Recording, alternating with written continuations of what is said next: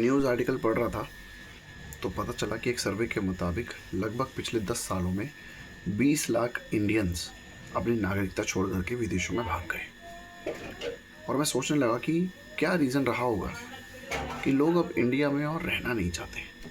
Almost हर साल 1.5 से 2 लाख लोग इंडिया छोड़ करके बाहर विदेशों में सेटल हो रहे हैं।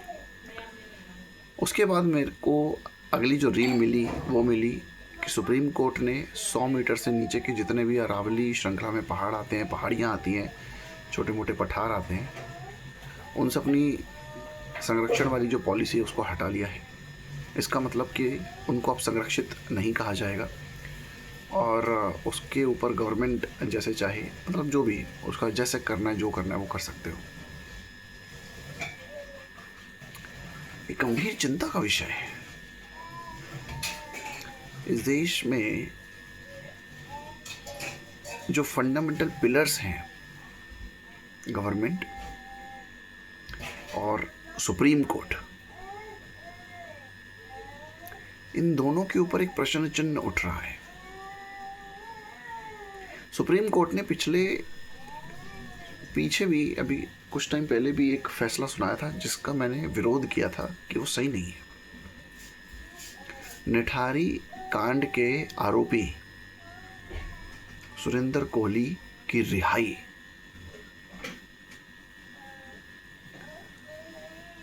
कितनी गंभीर स्थिति पैदा हो रही है, ये कल्पना से परे की बात है।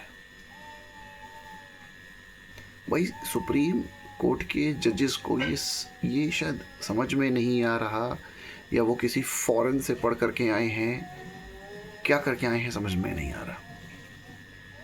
क्या उन्हें एक्चुअल ग्राउंड नहीं पता? यहाँ के लोग किन परिस्थितियों में जी रहे हैं, किस तरीके से जीवन यापन कर रहे हैं, किन उम्मीदों के साथ अपने जीवन को जी रहे हैं, उन्हें नहीं पता। उनकी बची कुची उम्मीदों को भी छीन लिया जा रहा है। ये गंभीर विषय है, सोचने वाला विषय। क्या सोच करके, किस आधार पर? अब मैं सुरेंद्र कोहली की तो यहाँ बात नहीं करूँगा कि भाई साहब 13 साल 15 साल जो भी, मतलब उनके कोई 19-20 साल पहले जो भी उनके खिलाफ सबूत मिले थे, अचानक अब वो सबूत की कैटेगरी से बाहर हो जाते हैं। खैर, उस पर इस वीडियो में मैं बात नहीं करूँगा। अरावली पर्वत, आप समझिए, वो कोई आर्टिफिशियल माउंटेन का हिस्सा नहीं है। वो नींव है हिंदुस्तान की। हिंदुस्तान जो वर्ड है, जो ये फीलिंग है, ये बाद में आती है, उससे पहले से खड़ा है अरावली पर्वत। अरावली श्रृंखला के आसपास जो लोग रहते हैं, जो सांस लेते हैं उस हवा में, उनके जिस्म की खुशबू उस मिट्टी में बसा हुआ है अरावली। अरावली कोई कागज का टुकड़ा नहीं है जिसको आपने निर्माण जिसका किया हो।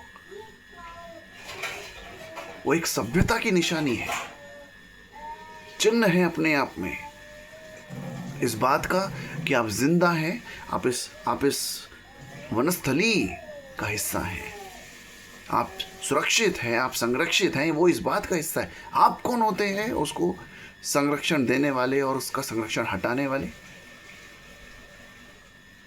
आपके इन फैसलों से लोगों के अंदर कितना आक्रोश है, कितनी असंतुष्टि है, कितनी अशांति पैदा हुई है, क्या इस बात का ख्याल है आपको?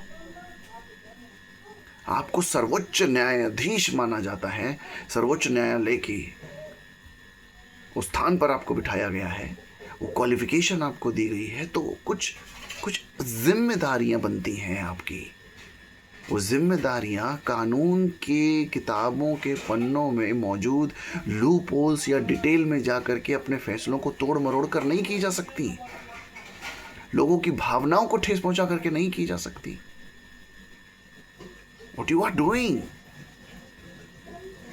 कुछ क्रिएट करने की बजाय, मैं हमेशा एक चीज कहता हूं, पिछली बार भी जो भाई साहब थे हमारे केजरीवाल जी, वो जिस तरह के भाषण देते थे, मैं तब भी वही चीज़ बोलता था कि हम क्रिएट करने की दिशा में काम क्यों नहीं करते, हम डिस्ट्रक्शन की तरफ क्यों आ रहे हैं?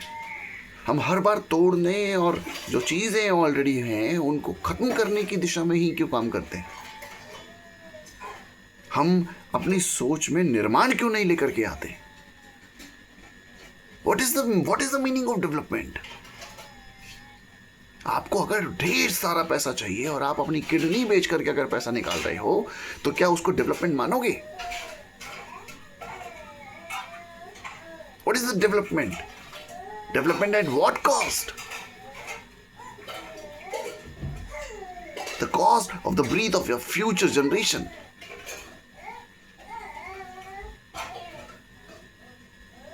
विश्व गुरु बनना है आपको. हिंदुस्तान का मजाक उड़ रहा है वैश्विक स्तर पर.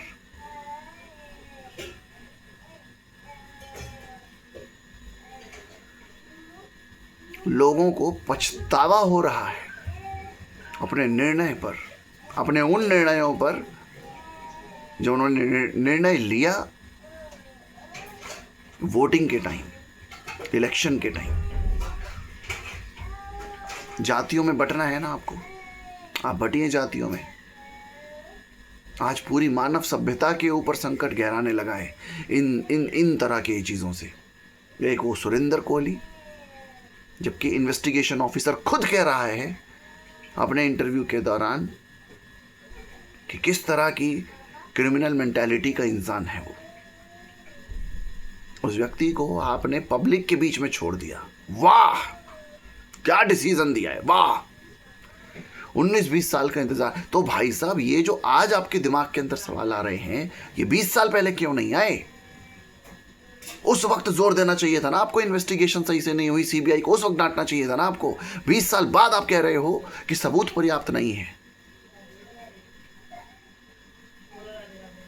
ये व्यक्ति जो आपके सामने से निकल कर के चला गया केवल कानून के लूप होल्स का इस्तेमाल करके,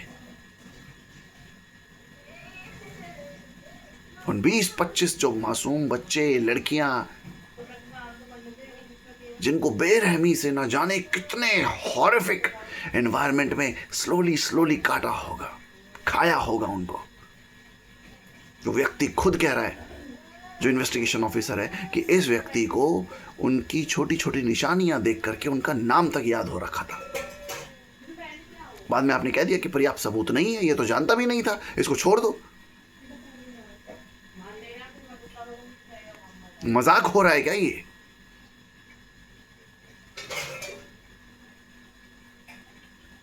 जरूरी नहीं है कि हर केस का फैसला किया जाए.